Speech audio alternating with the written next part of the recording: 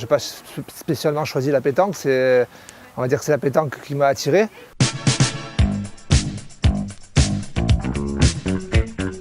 Bonjour, je m'appelle Grégory Manico, je suis président de Nice Côte d'Azur Omnisport.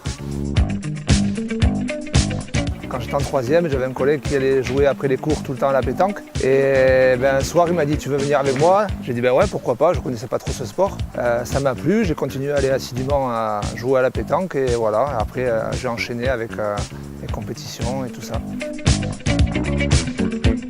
Alors, la pétanque elle vient de la Ciotat, inventée on va dire par un monsieur qui au départ jouait au jeu provençal. C'est un jeu qu'il faut courir pour tirer et se mettre sur un pied pour pointer.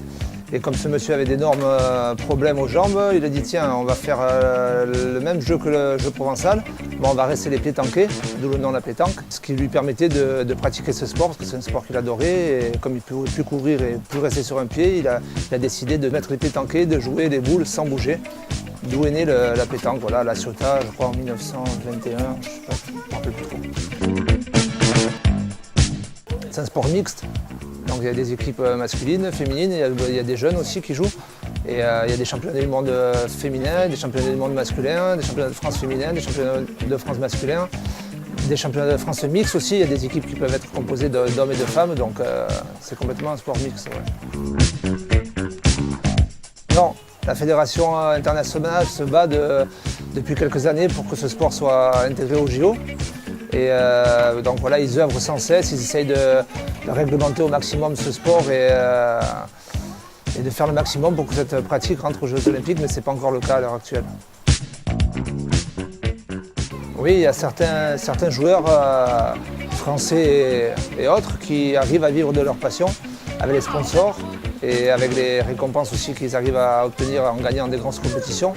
Bon, ça reste un petit pourcentage, mais il y a des joueurs qui vivent pleinement de ce sport. Oui.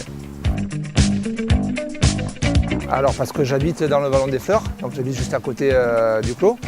J'entendais des gens qui disaient c'est dommage que ce clos est fermé parce que c'était un lieu de convivial où on pouvait partager beaucoup de choses et rigoler entre amis et tout ça. Ce clos a été abandonné, je suis allé voir Côte d'Azur Habitat et la mairie, je leur ai proposé de trouver un accord pour refaire les travaux parce que ce clos était vachement dévasté.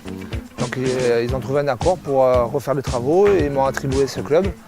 Et voilà, je tenais à cœur de relancer cette association pour recréer un lieu de partage dans le Vallon des Fleurs.